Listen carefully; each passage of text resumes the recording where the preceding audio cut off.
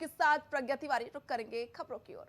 उत्तर प्रदेश के मुख्यमंत्री योगी आदित्यनाथ आज पश्चिम बंगाल में चुनाव प्रचार करेंगे। इस दौरान वे नवद्वीप विधानसभा क्षेत्र में जनसभा को संबोधित करेंगे।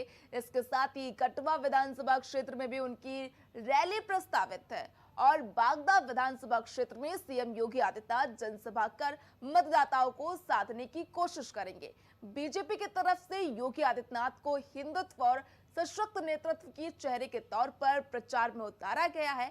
ऐसे में उनका ये दौरा चुनावी माहौल को और गर्म करने वाला माना जा रहा है। तो देखिए, आज पश्चिम बंगाल दौरे पर रहेंगे उत्तर प्रदेश के मुख्यमंत्री योगी आदित्यनाथ।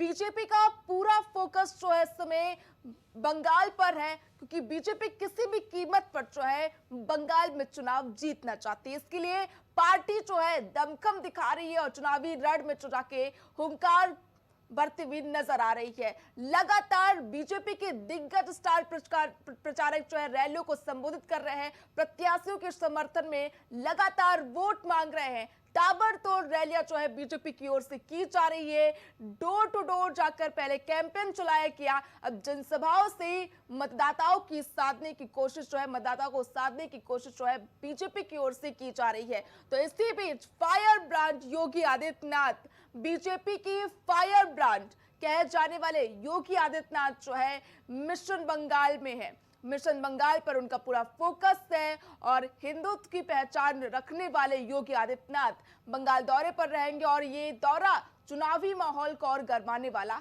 माना जा रहा है। आम आदमी पार्टी को बीते दिन बड़ा झटका लगा है। आप सांसद राघव चड्ढा ने आपसे इस्तीफा देकर भारतीय जनता पार्टी का दामन थाम लिया है। राघव चड्ढा ने बीजेपी कार्यालय पहुंचकर बीजेपी ज्वाइन की। बीजेपी के राष्ट्रीय अध्यक्ष नितिन नवीन ने राज्यसभा सांसद राघव चड्ढा, संदीप पाठक और अशोक मित्तल को भारतीय जनता पार्टी की सदस्यता दिलाई। इस मौके पर बीजेपी अध्यक्ष ने मिठाई खिलाकर सभी का मुंह मीठा कराया। ये तस्वीरें हैं, दिल्ली की तस्वीरें हैं, बीजेपी के मुख्यालय की तस्वीरें हैं, जहां पर नितिन नवीन ने जो है संदीप पाठक, अशोक मित्तल, राघव चड्ढा को जो है पार्टी की सदस्यता दिलाई और इस दौरान जो है उनका लड्डू खिलाकर मुंह मीठा किया। ये तस्वीरें सामने आई हैं, दिल्ली से तस्वीरें सामने आई। तो देखिए, आम आदमी पार्टी को बड़ा झटका लगा है। राघव चड्ढा आम आदमी पार्टी के साथ सांसदों के साथ जो है बीजेपी में शामिल हो गए हैं और इसी के चलते जो है आम आदमी पार्टी को बड़ा नुकसान हुआ है। राष्ट्रीय चेहरा माने जाने वाले राघव चड्ढा जो है बीजेपी में शामिल हो गए हैं। आम आदमी पार्टी से उन्होंने पॉलिटिक्स की शुरुआत करी थी, पॉलिटिकल करियर की राघव चड्ढा ने शुरुआत करी थी और इस बीच आम आदमी पार्टी को छोड़कर राघव चड्ढा जो है भारतीय जनता पार्टी में शामिल हो गए। इसको लेकर लगातार आम आदमी पार्टी जो है निशाना भी साध रही है और बीजेपी पर हमलावर हो रही है। ये तस्वीरें हम आपको दिखा रहे हैं, ये तस्वीरें दिल्ली की हैं, जहां पर बीजेपी में शामिल हो गए राघव चड्ढा। इससे पहले पंजाब से राज्यसभा सांसद राघव चड्ढा ने प्रेस कॉन्फ्रेंस कर भाजपा में शामिल होने का ऐलान किया था। उन्होंने कहा कि आपके 10 राज्यसभा सांसदों में से 7 सांसद बीजेपी में शामिल होंगे। उन्होंने बताया कि राज्यसभा सांसद संदीप पाठक, अशोक कुमार मित्तल, हरभजन सिंह, विक्रमजीत सिंह साहनी, स्वाति मालीवाल, राजेंद्र गुप्ता हमारे साथ हैं। इस मौके पर राघव के साथ संदीप पाठक और अशोक मित्तल मौजूद रहे।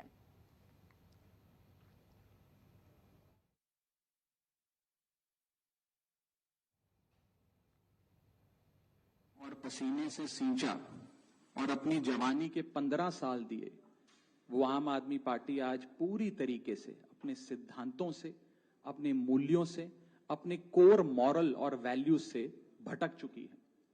और अब ये पार्टी देश के लिए नहीं, देश के हित के लिए नहीं, बल्कि अपने पर्सनल फायदे के लिए काम कर रही है। आप में से कई लोग पिछले कुछ सालों से मुझे ये कह भी रहे थे और मैं पर्सनली पिछले कुछ सालों से ये महसूस कर रहा था that I am the right man in the wrong party. देखिए, आम आदमी पार्टी को बड़ा झटका लगा है। राघव चड्ढा 7 सांसदों के साथ जो है भारतीय जनता पार्टी में शामिल हो गए हैं। देखिए, 7 सांसद के साथ बीजेपी का दामन थाम लिया राघव चड्ढा ने। राघव चड्ढा ने इस बात का ऐलान जो अपनी प्रेस कॉन्फ्रेंस में की और कहा कि मैं भारतीय जनता पार्टी ज्वाइन करने जा रहा हूं। 7 सांसदों के साथ जो है राघव चड्ढा भारतीय जनता पार्टी में शामिल होंगे। स्वाति मालीवाल, अशोक मित्तल, संदीप पाठक, हरभजन सिंह समेत जो है 7 लोग जो है बीजेपी में शामिल हो गए। वहीं इसको लेकर लगातार राजनीतिक माहौल गर्मा गया है, बयानबाजी का दौर भी जारी हो गया है। आम आदमी पार्टी बीजेपी पर हमलावर होते हुए नजर आ रही है। उत्तर प्रदेश की सियासत में एक बार फिर कानून व्यवस्था को लेकर बड़ा आरोप लगा है। लखनऊ से पूर्व मंत्री स्वामी प्रसाद मौर्य ने योगी सरकार पर गंभीर सवाल उठाए। आरोप है कि प्रदेश में जंगल राज है, कानून जाति देखकर काम कर रहा है। दरअसल लखनऊ के गोमती नगर स्थित आवास पर प्रेस कॉन्फ्रेंस करते हुए स्वामी प्रसाद मौर्य ने कहा कि उत्तर प्रदेश में अपराधियों पर कार्रवाई में भेदभाव हो रहा है। उनका आरोप है कि ओबीसी और अल्पसंख्यकों के खिलाफ तुरंत कार्रवाई होती है, जबकि ऊंची जातियों के आरोपियों पर कानून नरम पड़ जाता है। उन्होंने कौशाम्बी, देवरिया, कानपुर, हरदोई और गाजीपुर जैसे जिलों का जिक्र करते हुए कहा कि इन जगह पर युवतियों की हत्या हुई, लेकिन सरकार और पुलिस की कार्रवाई सवालों के घेरे में है। उन्होंने इन जिलों के पुलिस कप्तानों और सरकार से जवाब मांगा है कि आखिर इन मामलों में क्या ठोस कदम उठाए गए। मौर्य ने चुनौती देते हुए कहा कि अगर किसी एक भी आरोपी पर ऐसी कार्रवाई हुई है जो नजीर बन सके तो सरकार सामने रखे। हरदोई की घटना पर उन्होंने खास तौर पर पुलिस को घेरा है। उनका कहना है कि घटना पुलिस की लापरवाही का नतीजा है। मल्लावा थाने के इंस्पेक्टर और हरदोई के एसपी पर उन्होंने आरोप भी लगाया और कहा कि समय रहते कार्रवाई होती तो युवती की जान जो है बच सकती थी। स्वामी प्रसाद मौर्य ने योगी सरकार पर बड़ा हमला बोला है, कानून राज पर सवाल उठा दिया है। योगी सरकार की कानून व्यवस्था को लेकर जो है मौर्य ने निशाना साधा है, जिसको लेकर सियासत गर्म भी हो गई है। उन्होंने कहा कि ओबीसी और उससे निचली जातियों पर जो है सरकार कानून उस पर कार्रवाई करती है, ऊंची जातियों पर कार्रवाई नहीं की जाती है। इसको लेकर जो मौर्य ने जो बयान दिया, इसको लेकर प्रशासन पर गंभीर सवाल खड़े हो गए। उनका कहना है कि कुछ घटनाएं ऐसी होती है जिसमें पुलिस की लापरवाही होती है और पुलिस की लापरवाही का नतीजा है कि प्रदेश में अपराध जो है बेलगाम है। मल्लावा थाने के इंस्पेक्टर और हरदोई के एसपी पर उन्होंने आरोप लगाया। इसके साथ ही उन्होंने कहा कि समय रहते अगर इस मामले में कार्रवाई होती तो युवती की जान जो है बच सकती थी। उत्तर प्रदेश होमगार्ड भर्ती परीक्षा आज से शुरू हो गई है। इस परीक्षा में 25 लाख से अधिक अभ्यर्थी शामिल हो रहे हैं। करीब 42,000 पदों के लिए बड़ी भर्ती प्रक्रिया आयोजित की जा रही है। अभ्यर्थियों की भारी संख्या को देखते हुए रेलवे ने खास इंतजाम किए हैं।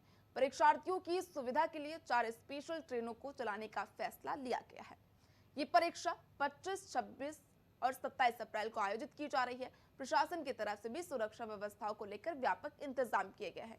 यानी रोजगार की उम्मीद के लिए लाखों युवा आज मैदान में हैं। अब नजर रहेगी कितनी सुचारू तरीके से परीक्षा संपन्न होती है, कब तक इसका परिणाम सामने आता है। देखिए 42,000 पदों के लिए जो है भर्ती परीक्षा हो रही है। यूपी होमगार्ड भर्ती परीक्षा आज है। 25 लाख से अधिक अभ्यर्थी जो है इस परीक्षा में शामिल होंगे। 42,000 पद के लिए परीक्षा का आयोजन किया जा रहा है और परीक्षा को देखते हुए रेलवे भी तैयार हो गया। रेलवे ने कड़े इंतजाम किए। 4 स्पेशल ट्रेनें जो है रेलवे की ओर से चलाई जा रही हैं।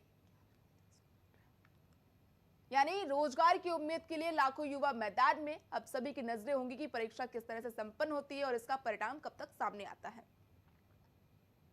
बिहार की पूर्व उप मुख्यमंत्री विजय कुमार सिन्हा आज विश्व प्रसिद्ध महाकालेश्वर मंदिर में आयोजित भस्म आरती में शामिल हुए। आपको बता दें कि सुबह सुबह महाकाल की नगरी में पहुंचे विजय कुमार सिन्हा ने विधि विधान से पूजा अर्चना की और भगवान महाकाल का आशीर्वाद लिया।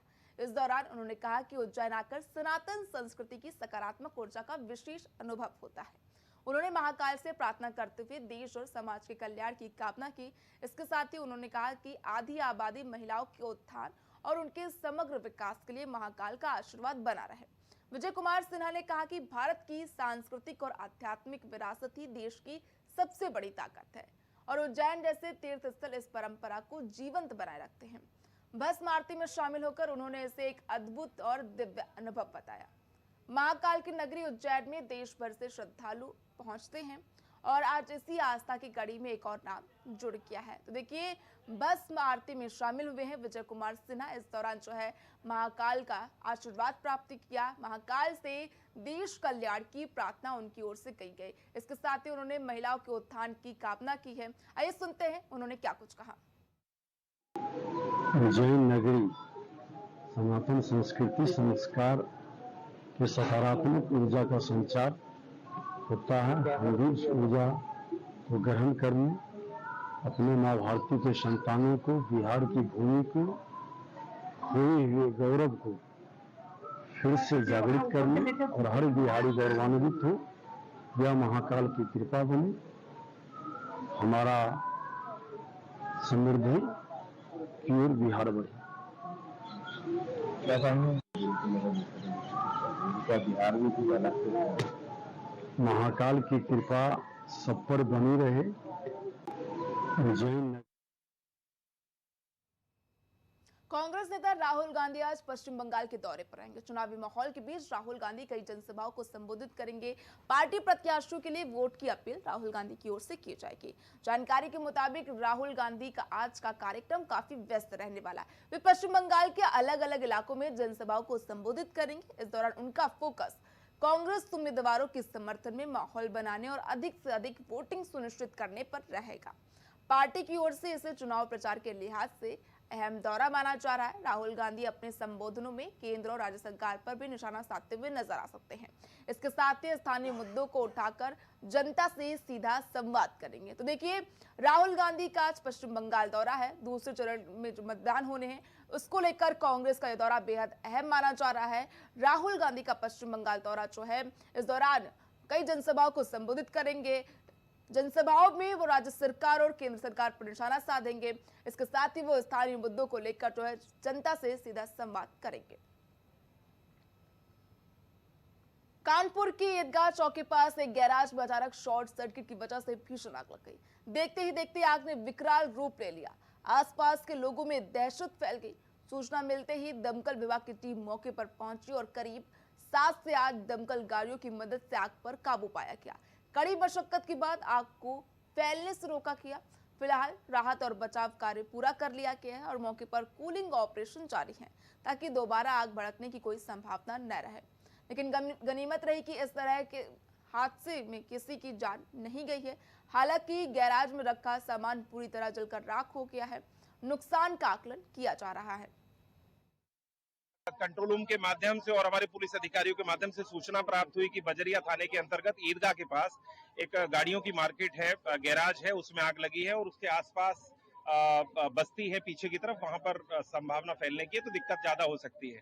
तो उसकी संवेदनशीलता को देखते जो हमारे नियर बाय के फायर स्टेशन है लाटूस रोड और कर्नलगंज, वहां की गाड़ियां 4 गाड़ियों को और उसके अतिरिक्त जो फजलगंज है, मीरपुर है, किदवई नगर है, क्योंकि संवेदनशील ज्यादा था तो इस वजह से हमने कुल मौके के लिए 7 से 8 गाड़ियां निकाली। और जैसे कि आप देख पा रहे पूरी आग को पूर्ण रूप से पूरा पुलिस के सहयोग से, हमारे पूरी टीम के सहयोग से पूरा उसको बुझा लिया गया है।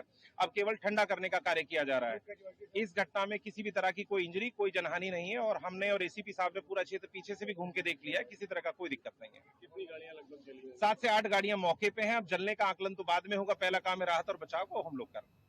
काशी पहुंचे बीजेपी अध्यक्ष पंकज चौधरी ने प्रधानमंत्री नरेंद्र मोदी के प्रस्तावित दौरे से पहले संगठन की तैयारियों का जायजा लिया। इस दौरान उन्होंने महिला पदाधिकारियों के साथ अहम बैठक की। बैठक में जनसभा की रूपरेखा, भीड़ प्रबंधन और कार्यक्रम की बारीक तैयारियों पर विस्तार से चर्चा की गई। सूत्रों के मुताबिक प्रधानमंत्री नरेंद्र मोदी की इस जनसभा को भव्य बनाने के लिए खास रणनीति बनाई जा रही है। खास तौर पर महिला सहभागिता पर जोर दिया गया है। बताया जा रहा है कि इस विशाल जनसभा में करीब 40,000 महिलाओं के शामिल होने का लक्ष्य रखा गया है। इसके लिए संगठन स्तर पर तेजी से तैयारियां चल रही हैं। बीजेपी अध्यक्ष पंकज चौधरी का वाराणसी दौरा, इस दौरान जो है उन्होंने पीएम मोदी के दौरे से पहले बैठक की है। खासतौर पर महिला सहभागिता पर बीजेपी अध्यक्ष ने जोर दिया। बताया जा रहा है कि इस विशाल जनसभा में करीब 40,000 महिलाओं के शामिल होने का लक्ष्य रखा गया है। इसके लिए संगठन स्तर पर तेजी से तैयारियां की जा रही है। प्रधानमंत्री मोदी के काशी दौरे से पहले जो है व्यवस्थाओं को परखा जा रहा है और इसके लिए बीजेपी के प्रदेश अध्यक्ष पंकज चौधरी काशी पहुंचे। इस दौरान उन्होंने महिला पदाधिकारियों के साथ अहम बैठक की। बैठक में जनसभा की रूपरेखा को लेकर विचार विमर्श किया गया। इसके अलावा भीड़ प्रबंधन और कार्यक्रम की बारीक तैयारियों पर भी विस्तार से चर्चा की गई है। जानकारी के मुताबिक प्रधानमंत्री नरेंद्र मोदी की इस जनसभा को भव्य बनाने के लिए बीजेपी लगातार रणनीति बना रही है। खास तौर पर महिला सहभागिता पर बीजेपी लगातार फोकस भी कर रही है। बताया जा रहा है कि इस विशाल जनसभा में करीब 40,000 महिलाओं के शामिल होने का लक्ष्य रखा गया है। इसके लिए बीजेपी जो है संगठन स्तर पर तैयारियां कर रही है। लखनऊ में होमगार्ड भर्ती परीक्षा के दौरान फर्जी पेपर दिलाने के नाम पर ठगी का मामला सामने आया है। एग्जाम पेपर वाला नाम के टेलीग्राम चैनल पर अभ्यर्थियों को पेपर लीक का झांसा दिया गया। इतना नहीं, @पेपर माफिया के नाम से मैसेज शेयर कर अभ्यर्थियों से पैसे वसूलने की कोशिश भी की गई। यहां तक कि पेमेंट के लिए QR कोड भी साझा किया गया। मामले को गंभीरता से लेते हुए पुलिस भर्ती बोर्ड ने हुसैनगंज थाने में केस दर्ज कराया है।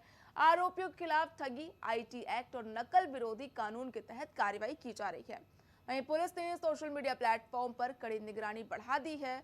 इसके साथ ही अभ्यर्थियों ने अपील की है कि ऐसे किसी भी झांसे में न आए।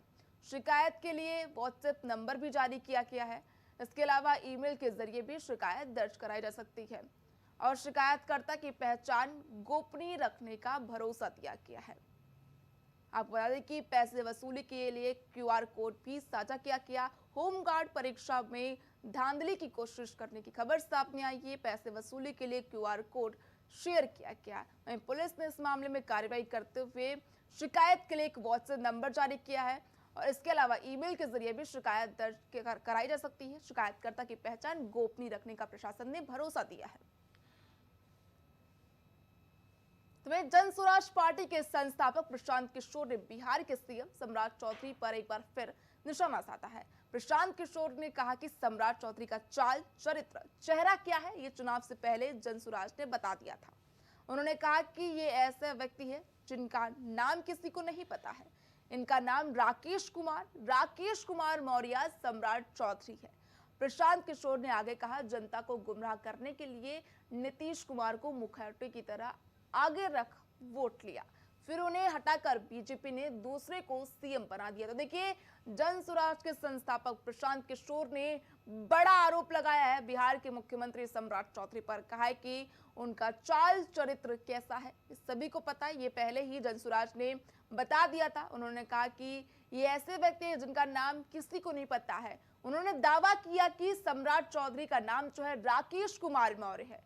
प्रशांत किशोर ने आगे कहा कि जनता को गुमराह करने के लिए बीजेपी ने नीतीश कुमार को आगे रखकर वोट लिया, मुखौटे की तरह आगे रखकर वोट लिया, फिर उन्हें हटाकर बीजेपी ने दूसरे को CM बना दिया। तो देखिए, प्रशांत किशोर ने बीजेपी पर बड़ा हमला बोला है और सम्राट चौधरी, मुख्यमंत्री सम्राट चौधरी की पहचान पर भी बड़ा सवाल लगा दिया है। देखिए, हम लोग कोई ज्योतिष के आधार पर भविष्यवाणी नहीं करते हैं। नीतीश कुमार चुनाव के बाद मुख्यमंत्री नहीं रहेंगे, ये बात सबसे पहले जन स्वराज ने प्रशांत किशोर ने कही। इसलिए कही कि वो स्पष्ट दिख रहा था कि नीतीश कुमार की मानसिक शारीरिक हालत अब ऐसी नहीं थी कि वो बिहार के मुख्यमंत्री का दायित्व लेकर चल सके। अब ये बात अगर हमको आपको पता है तो भाजपा को भी पता है, जदयू के नेताओं को भी पता था, लेकिन जनता को गुमराह करने के लिए नीतीश कुमार को मुखौटा के तौर पर आगे रख के लोगों का वोट लिया गया और जैसा कि मैंने कहा था 6 महीने के अंदर उनको हटाकर अब एक नए व्यक्ति को मुख्यमंत्री बनाया गया है। हरिद्वार में कांगड़ी गांव में एक व्यक्ति को 40 फीट गहरे बोरवेल से सुरक्षित बाहर निकाल लिया गया। रेस्क्यू ऑपरेशन करीब 10 घंटे तक चला, जिसमें कई एजेंसियों ने मिलकर बड़ी चुनौती का सामना किया। NDRF टीम के कमांडर तिरपन सिंह ने जानकारी देते हुए बताया कि सूचना मिलते ही उनकी टीम तुरंत मौके पर पहुंची। इसके बाद राष्ट्रीय आपदा प्रतिक्रिया बल, पुलिस और फायर सर्विस ने संयुक्त रूप से रेस्क्यू ऑपरेशन शुरू किया। करीब 40 फीट गहराई में फंसे व्यक्ति को निकालना बेहद चुनौतीपूर्ण था, लेकिन टीमों के समन्वय और लगातार प्रयासों के चलते आखिरकार उसे सुरक्षित बाहर निकाल लिया गया है। रेस्क्यू के तुरंत बाद व्यक्ति को इलाज के लिए अस्पताल पहुंचाया गया है। ऑपरेशन टीम वर्क और साहस का बेहतरीन उदाहरण बनकर सामने आया है, जहां समय रहते एक जिंदगी को बचा लिया गया है। 25 मिनट में हम इंसिडेंट साइट में पहुंच गए थे और हमने इस समय पुलिस प्रशासन वहाँ था। हमारी टीम वहाँ पहुंचने के बाद SDRF, NDRF, सिविल पुलिस और फायर सर्विस ने मिलकर एक रेस्क्यू ऑपरेशन कंडक्ट किया और पहले मैनुअली करने की कोशिश की गई, बट उसके बाद मैनुअली सक्सेसफुल न मिलने के कारण JCB और पोकलैंड मशीन ले आई गई और जिसमें हमारे सीनियर अथॉरिटी द्वारा हमें दिशा निर्देश दिए गए। हमारे साथ असिस्टेंट कमांडेंट श्री उनके ऊपर गिर गई, जिससे वो ये घटना घटित हुई है। तो ये रेस्क्यू अभियान लगभग 10:30 बजे के आसपास स्टार्ट हुआ था, लेकिन बार बार चूँकि लूज सॉइल गिर रही थी ऊपर से, तो इसमें कठिनाई आई है, लेकिन अभी ये पूर्ण कर लिया गया है और उनको रिकवर कर लिया गया। सर, क्या कितना समय रेस्क्यू करने में लगा, किस तरह की दिक्कतें आ रही है? देखिए, लगभग 10 घंटे के आसपास रेस्क्यू अभियान चला, और जिसमें SDRF, NDRF, हमारी जो स्टेट पुलिस है और प्रशासन की पूरी टीमें लगी रही, और इससे